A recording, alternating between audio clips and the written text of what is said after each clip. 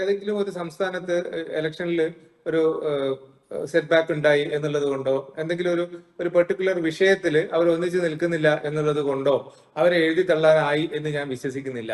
പക്ഷേ ലാർജർ കോണ്ടെക്സ്റ്റിൽ ഏത് രീതിയിലാണ് നമ്മൾ അവരെ കാണേണ്ടത് എന്നുള്ളൊരു ചോദ്യം ജനങ്ങളുടെ മുമ്പിൽ വരുന്ന സമയത്ത് ജനങ്ങൾക്ക് എന്താണ് ലഭിക്കുന്നത് എന്നുള്ളതാണ് പ്രശ്നം.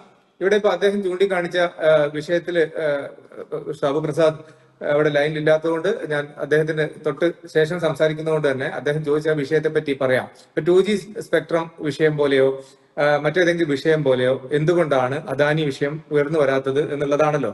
അപ്പോ അതിലെനിക്ക് പറയാനുള്ളത് ഇപ്പൊ 2G സ്പെക്ട്രം വിഷയം എടുത്തു നോക്കൂ, അത് എവിടെ എത്തി?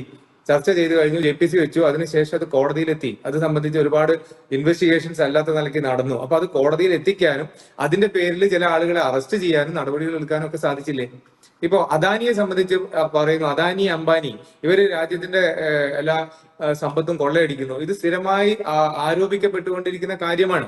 അവര് കച്ചവടക്കാരാണ്, അവർ ബിസിനസ്സുകാരാണ്, അവരവർ ബിസിനസ് ചെയ്യുന്നുണ്ട്, അവരെല്ലാവരും സ്ട്രെയിറ്റ് ഫോർവേഡ് ആയിട്ട് ബിസിനസ് ചെയ്യുന്നുണ്ട് എന്നുള്ളതൊന്നും നമ്മുടെ വിഷയമല്ല. അങ്ങനെ ആവാതിരിക്കാം, മറ്റൊരു തരത്തിൽ ചർച്ച ചെയ്യേണ്ടതാണ്. എനിവേ, ഒരു വ്യക്തിയെ സംബന്ധിച്ചിടത്തോളം, ഒരു ബിസിനസ്മാൻ ആയിക്കോട്ടെ, ഒരു സാധാരണക്കാരനായിക്കോട്ടെ, അയാളെ സംബന്ധിച്ച് ഒരു ആരോപണം ഉന്നയിച്ചിട്ട് പാർലമെന്റിൽ വരുന്ന സമയത്ത് അതിന് അടിസ്ഥാനപരമായ വിഷയങ്ങൾ എന്തെല്ലാമാണ്, തെളിവുകൾ എന്തെല്ലാമാണ്, ഇതല്ലേ നമ്മൾ മുന്നോട്ട് വെക്കേണ്ടത്. അവിടെ ഇപ്പൊ JPC അപ്പോയിന്റ് ചെയ്യുന്നില്ല, സർക്കാർ വൺ സൈഡഡ് ആയിട്ട് അതിനെയൊക്കെ അടിച്ചമർത്തുന്നു എന്ന് വിചാരിക്കുക. അദ്ദേഹം പറഞ്ഞതുപോലെ തന്നെ അങ്ങനെയാണെങ്കിൽ അത് പുറത്തേക്ക് കൊണ്ടുവരണം, പബ്ലിഷ് ചെയ്യണം, അതിനെ സംബന്ധിച്ച് നിയമ നടപടികളിലേക്ക് പോകണം എന്നാണ് ഞാൻ ഉദ്ദേശിച്ചത്. ഒരു സാധാരണക്കാരന്റെ ആവശ്യം എന്നുള്ള അല്ലെങ്കിൽ ആഗ്രഹം എന്നുള്ള രീതിയിലാണ് ഞാനത് പറയുന്നത്. എന്തുകൊണ്ടാണ് അത് ചെയ്യാത്തത്? ഇപ്പൊ ഹിൻഡൻബർഗ് റിപ്പോർട്ട് വന്നു. ഹിൻഡൻബർഗിന്റെ റിപ്പോർട്ട് പിന്നീട് ചർച്ച ചെയ്തപ്പോ എന്തായി? അത് ഹിൻഡൻബർഗ് ആരാണ്, ഏത് തരത്തിലാണ് ആ റിപ്പോർട്ട് വന്നിട്ടുള്ളത് എന്ന് ഈ പബ്ലിക് ഡൊമൈനിൽ ഉണ്ട്. അപ്പൊ അത് ഒരു നമ്മുടെ രാഷ്ട്രീയ പാർട്ടികൾ പഴയ പോലെ പ്രസംഗിച്ച കാര്യങ്ങൾ പിന്നീട് കേക്കറിനാറിനെ പറ്റി പറയാറുണ്ടായിരുന്നു. കുറച്ചു കാലം കഴിയുമ്പോൾ അദ്ദേഹം കണ്ണിറുക്കിക്കൊണ്ട് പറയും ഞാനത് നിഷേധിക്കുന്നു. അങ്ങനെ നിഷേധിക്കാൻ പറ്റുന്ന ഒരു കാലത്തല്ല ഇപ്പോൾ ഉള്ളത്. അപ്പൊ എല്ലാ സോഷ്യൽ മീഡിയയിലും ഇത് അവൈലബിൾ ആണ്. അപ്പൊ ഹിൻഡൻബർഗ് ആരാണ്? ഇപ്പൊ അമേരിക്കൻ കോടതി അദാനിക്കെതിരെ വാറന്റ് ഇഷ്യൂ ചെയ്തു. അതുകൊണ്ട് അമേരിക്കൻ കോടതി വാറന്റ് ഇഷ്യൂ ചെയ്യുന്നത് അമേരിക്കൻ നിയമപ്രകാരം അമേരിക്കയ്ക്ക് ദോഷകരമായ കാര്യങ്ങൾ ചെയ്യുന്നതുകൊണ്ട് അവർ ചെയ്യും. അപ്പൊ അത് ഇന്ത്യയിൽ എങ്ങനെയാണ് റിഫ്ലക്ട് ചെയ്യേണ്ടത്? അതുകൊണ്ട് ഇവിടെ അദാനിയെ നേരെ അറസ്റ്റ് ചെയ്യാൻ വേണ്ടി പറ്റുമോ? പക്ഷെ ഇവിടെ അദാനി ചെയ്ത കുറ്റം എന്താണ് എന്നുള്ള കാര്യം കൃത്യമായി ചൂണ്ടിക്കാണിക്കാൻ സാധിച്ചാൽ ഇവിടുത്തെ സാധാരണക്കാരന് അവരുടെ കൂടെ തന്നെയാണ് നിൽക്കുക എന്നാണ് ഞാൻ ഉദ്ദേശിച്ചത്. അപ്പൊ ആ രീതിയിലുള്ളൊരു ഫോളോ അപ്പ് വേണ്ടേ? ആ ഫോളോ അപ്പ് ഇല്ലാത്ത ഒരു ആരോപണം, അതൊരു മുനയൊടിഞ്ഞ ആരോപണമായി ജനങ്ങളുടെ മുമ്പിൽ നിലനിൽക്കുകയാണ് എന്നാണ് ഞാൻ ഉദ്ദേശിച്ചത്. ഇപ്പോ ഇന്ത്യ മുന്നണിയെ സംബന്ധിച്ചിടത്തോളം കഴിഞ്ഞ ലോക്സഭാ ഇലക്ഷനിലൊക്കെ ചില നല്ല മൂവ്മെന്റ്സ് ഇപ്പൊ അദ്ദേഹം സൂചിപ്പിച്ച കാര്യം ഉണ്ടായി. ഇപ്പൊ നരേന്ദ്രമോദിയെ സംബന്ധിച്ചിടത്തോളം നരേന്ദ്രമോദി ആദ്യ മണിക്കൂറുകളിൽ ചില റൗണ്ടുകൾ എണ്ണിയ സമയത്ത് പിന്നോട്ട് നിൽക്കുന്ന സാഹചര്യം വന്നു.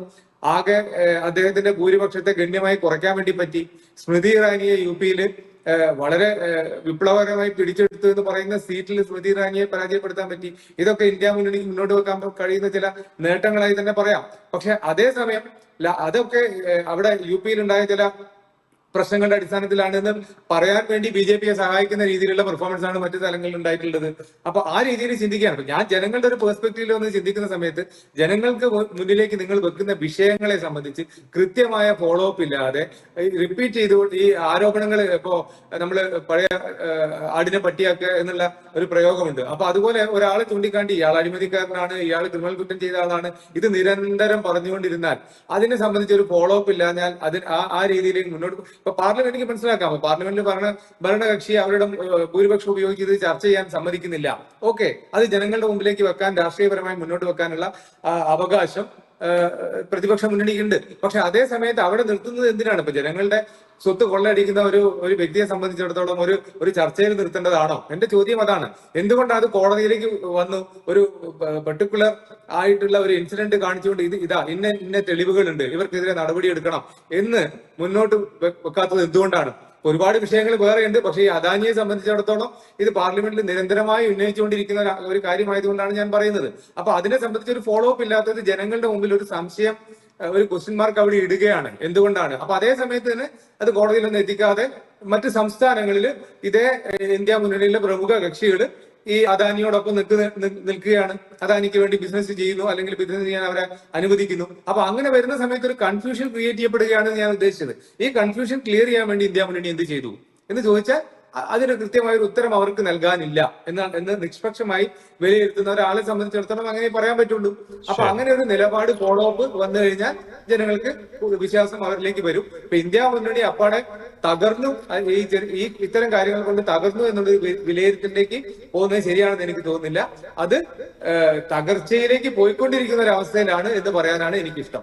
അതിൽ ചില മാറ്റങ്ങൾ വരുത്തി കൃത്യമായ നടപടികളുമായി മുന്നോട്ട് പോയാൽ നഷ്ടപ്പെട്ടുകൊണ്ടിരിക്കുന്ന വിശ്വാസം അവർക്ക് തിരിച്ചെടുക്കാൻ സാധിച്ചേക്കാം.